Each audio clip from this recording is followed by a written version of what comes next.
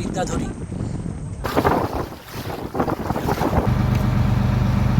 ঢেউয়ের বাধা কাটিয়ে তাদের যাওয়া কোনোভাবেই সম্ভব নয়। এটা একটা জংশন পয়েন্ট। এখন জনবসতি শেষ, তাই তো?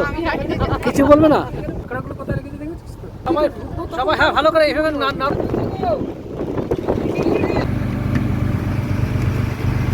দেখি দেখি দেখি কারা ছাড়াচ্ছে।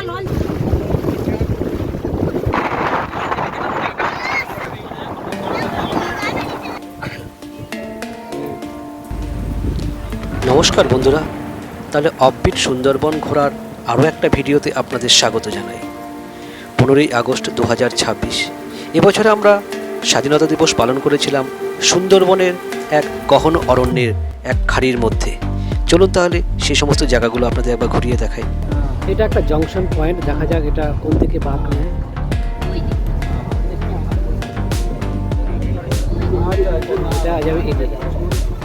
সুন্দরবন আমি জানি আপনারা অনেকেই ভ্রমণ করেছেন, কিন্তু উত্তাল বর্ষায় আকাশ কালো হয়ে আছে, জোয়ারে সমস্ত খাড়িগুলো একদম উপচে পড়ছে, আর খাড়ি পেরিয়ে যাওয়ার পর যখন সেই বিদ্যাধরী মাতলার উত্তাল ঢেউ, তখন যে এই ছোট ফেরিগুলোতে চড়ার যে অনন্য অভিজ্ঞতা, সেটা কিন্তু পাওয়া খুবই দুষ্কর।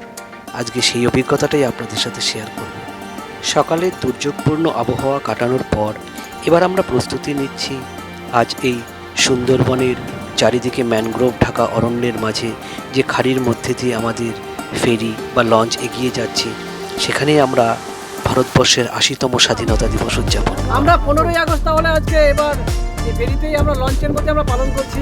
এটা ইউনিক সেলিব্রেশন।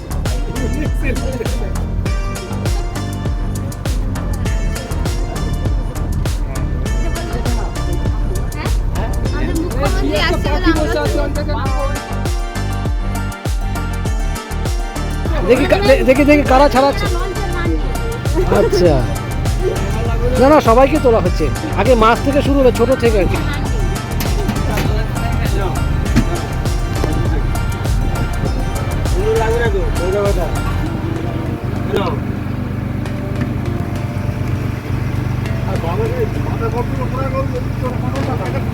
ঘোরাই ঘোরাই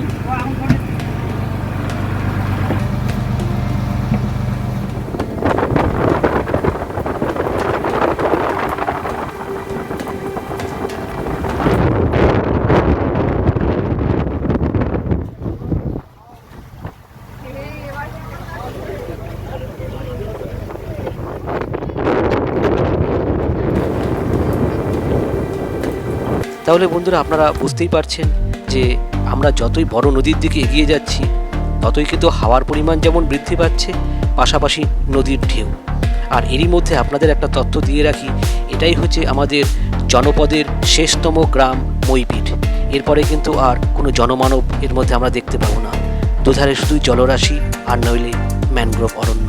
আর চারিদিকে এক অভাবনীয়, এক আশ্চর্যজনক এবং অ্যাডভেঞ্চারাস পরিবেশ, যেটা উপভোগ করার জন্যই আজ এখানে আসা। জনবসতি শেষ, তাই তো?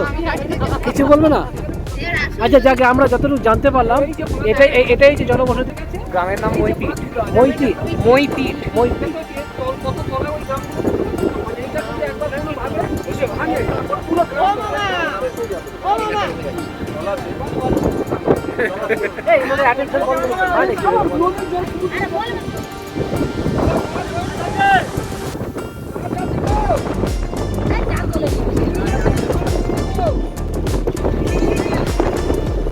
এই যে দেখছেন আপনারা মাঝি ভাইদের, এদের জীবন দেখে না আমি সত্যি মাঝে মাঝে অবাক হয়ে যাই, আর ভাবি যে জীবন জীবিকার জন্য তাদের কতটা প্রতিকূল পরিস্থিতির মধ্যে তাদেরকে জীবিকা নির্বাহ করার জন্য এরকম জায়গায় এসে মাছ ধরতে হয়। আর এদিকে দুর্বার গতিতে ছুটে চলছে আমাদের লঞ্চ।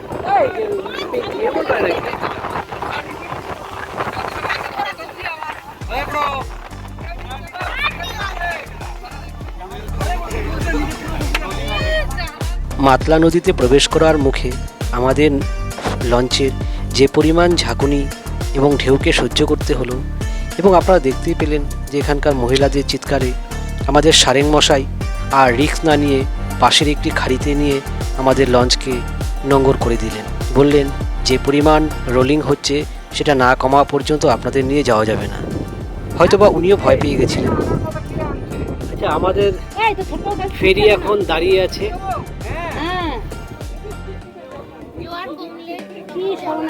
জোয়ার কমলে না আবার যাওয়া হবে।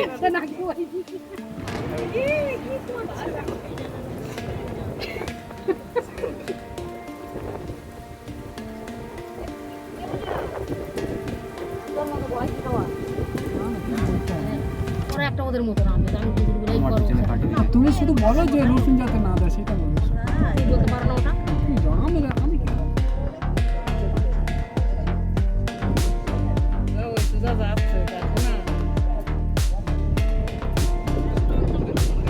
একটা বক্স খুব দরকার ছিল। আচ্ছা তো কোথায় নিয়ে এসো। বক্স টুক না বাজালে হয় নাকি?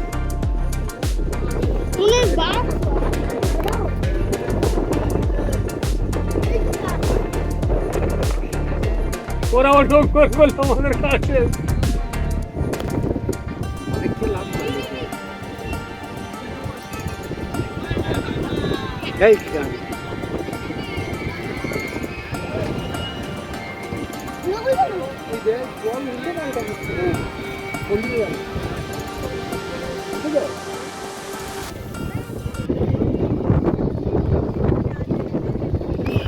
আমাদের পাশাপাশি আরও একটি ছোট ফেরি এসে তারাও নোঙর করলো, কারণ যে পরিমাণ ঢেউ উঠছিল বিদ্যাধরীতে ঢোকার মুখেই, সাধারণত এই ধরনের ফেরিগুলোর পক্ষে সেই ঢেউয়ের বাধা কাটিয়ে তাদের যাওয়া কোনোভাবেই সম্ভব নয়। যথারীতি আমাদের সাথে তারাও কি বলবো, একটা প্রতিবেশীর মতন বলতে পারে যে আরেকজন পার্টনার আমাদের চলে এসে। আমরাও অপেক্ষা করে আছি যখন জোয়ার নামবে, আবার জলস্তর নেমে আসবে, তখন আমরা আবার একই রকমভাবে রওনা দেব।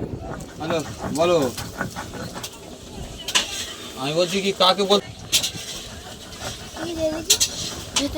তাহলে আসবে না হয়তো। আচ্ছা ঠিক আছে, দেখে আসি, আমার চলে আসবো। ঠিক আছে, আমরা চলে আসবো।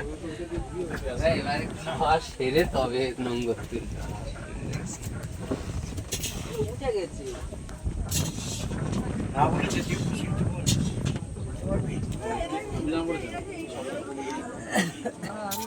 অনেকটা সময় ধরে এই লঞ্চটা এখানে দাঁড়িয়ে আছে। কখন জোয়ারের জল কিছুটা নামবে, ঢেউ কিছুটা কমবে, তখন আবার আমাদের এই ফেরি যাত্রা শুরু করবে। ভিডিও হচ্ছে।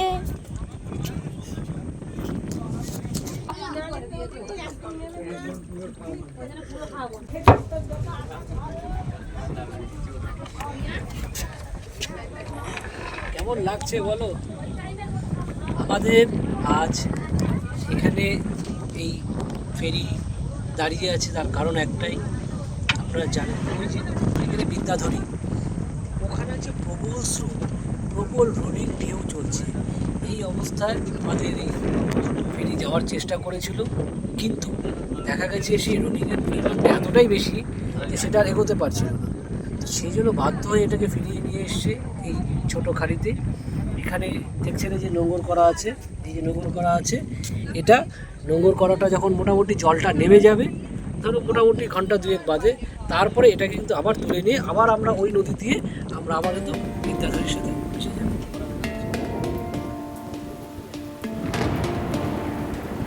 অনেকটা সময় পার করার পর আমাদের এই ফেরি আবার যাত্রা শুরু করবে। সেজন্য যেটা নোঙর ফেলে রাখা হয়েছিল সেটা আবার তুলে নেওয়া হচ্ছে।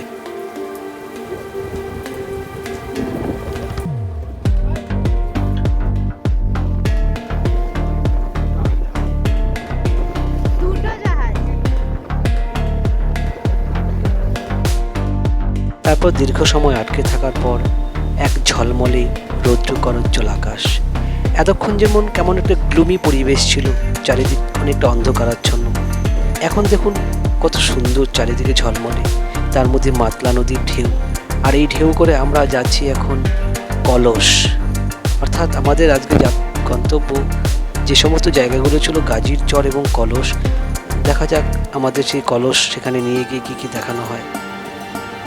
চলুন তাহলে আমরা এই মাতলা নদীর ঢেউ খুব ভালোভাবে উপভোগ করতে করতে আমরা এগিয়ে যাই। সামনে থাকা বাচ্চাদের সাহস দেখে আমার বেশ ভালোই লাগছে। একটু আগে তার মায়েরাই কিন্তু চিৎকার দিয়ে উঠেছিল এমন ঢেউ দেখে।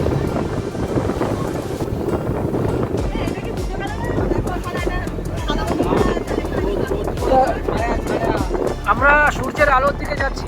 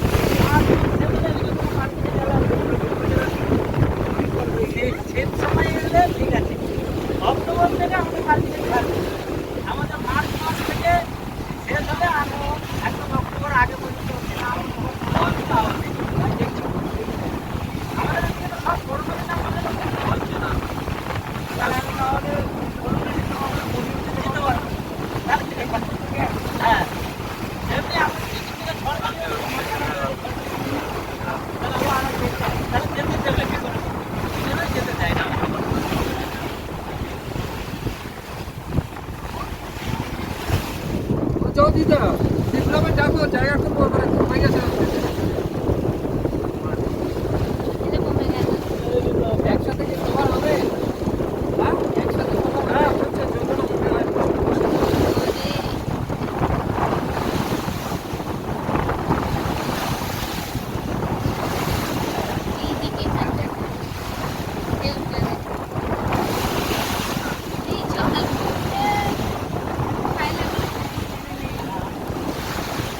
এখন বর্তমানে চারিধারে শুধু জলরাশি আর জলরাশি, আর এই বিপুল জলরাশির মাঝ দরিয়ায় আমরা প্রায় 30 জনের মতন মানুষ। বেশ নৌকা মাতলা নদীর প্রবল ঢেউ ঠেলে ধীরে ধীরে এগিয়ে যাচ্ছে। এক অভাবনীয় অবর্ণনীয় অভিজ্ঞতা, যেটা আজ আমরা আপনাদের সাথে শেয়ার করছি। যখন বিপুল জলরাশির প্রবল ঢেউ ঠেলে আমাদের ফেরি যখন একটা শান্ত জলাধারের দিকে ধীরে ধীরে এগিয়ে যেতে লাগলো, তখন আমি আমাদের এই লঞ্চের সামনে গিয়ে বসলাম। উল্টো দিক থেকে সেই সাগর সংগ্রামের নবকুমার গল্পটার কথা বারবার করে মনে করতে লাগলাম। ঠিক অনেকটা একই রকমই পরিস্থিতি। এখন সকালের দিকে যে জোয়ারের বিপুল পরিমাণ জলরাশি ছিল, শুধু গাছের ওপর অংশটাই দেখা যাচ্ছিল। আর এখন দেখুন জোয়ারে সব জল নেমে যাওয়াতে সেই ম্যানগ্রোভ, সুন্দরবনের বিখ্যাত ম্যানগ্রোভের সেই ঠেসমূল এবং শ্বাসমূল সব বেরিয়ে পড়েছে। বেশ একটা ইউনিক অভিজ্ঞতা। আর বিকেলের পরন্ত রোদ, শান্ত জলরাশি, দুধারে এক গভীর ম্যানগ্রোভ অরণ্য, মাঝে মধ্যে ইতিউতি পাখি পশু পাখির ডাক, যেন মেঘগুলো আমাদের সাথে ভেসে যাচ্ছে। সকালের দুর্যোগপূর্ণ আবহাওয়ায় যে কালো মেঘের ঘনঘটা ছিল, সেটাও কেটে যাওয়াতে প্রকৃতি যেন এক নির্মলভাবে আমাদের সাথে লুকোচুরি খেলা শুরু করছে। বেশ ভালোই লাগছিল এই নির্মল আকাশে উপভোগ করা এবং সকালের দিকে দুর্যোগপূর্ণ আবহাওয়ার মুখোমুখি হওয়া।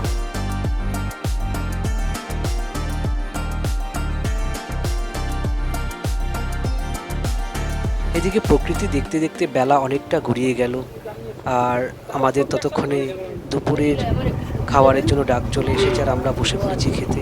আর যথারীতি খাওয়ার পর একটু সামান্য বিশ্রাম, আর সেই বিশ্রাম নিতে আমরা চলে এসেছি এই লঞ্চের কেবিনের মধ্যে। আর কেবিন থেকে পাশের ম্যানগ্রোভ অরণ্যটা ঠিক কেমন দেখা যায় একদম কাছ থেকে, সেটাও একবার দেখে নেওয়ার স্বাদ নিতে ভুললাম না।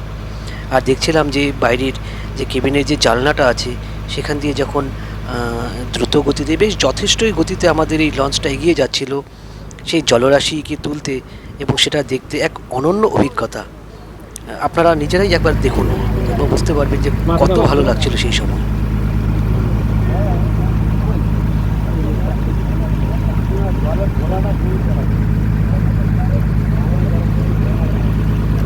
ওই যে বড় বড়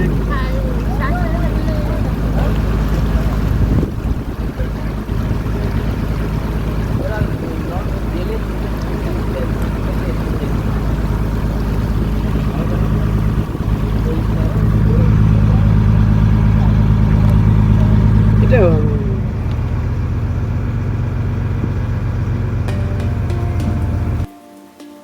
তাহলে দীর্ঘ নদী যাত্রা শেষে আমাদের প্রথম গন্তব্য, যেখানে আমাদের ঘুরতে নিয়ে আসা হয়েছে, কলস। এখানে কলস নামকরণ কেন হলো সেটা হয়তো আমরা হয়তো সঠিক কারণটা বলতে পারবো না। তো ট্যুরিস্টদের অন্যতম অ্যাট্রাকটিভ প্লেস, সেখানে আমরা এসে পৌঁছে গেছি। আকাশ মেঘমুক্ত, একদম ঝলমলে, পরিবেশ খুব শান্ত। অলরেডি জল নেমে গেছে, ফলে আপনারা দেখতেই পাচ্ছেন চারিদিকে কাদায় থই থই করছে। আমি বুঝতে পারছি না এই কাদাতে আমাদের কলসে ভেতরে নিয়ে যাওয়া হবে কি হবে না। তো চলুন তাহলে কলস দিয়ে আজকের এই ভিডিওটা এখানে শেষ করছি। পরবর্তী ভিডিওতে আমরা এখান থেকে কোথায় যাচ্ছি, কোথায় ঘুরছি, পরের দিন কোথায় থাকছি, সমস্ত কিছু পরবর্তী ভিডিওতে আপনাদের দেখাবো। আপনারা আমাদের চ্যানেলে যোগ রাখুন। দেখা হচ্ছে খুব শীঘ্রই। আপনারা ভালো থাকবেন, সুস্থ থাকবেন, আর চ্যানেলটা অবশ্যই শেয়ার করবেন।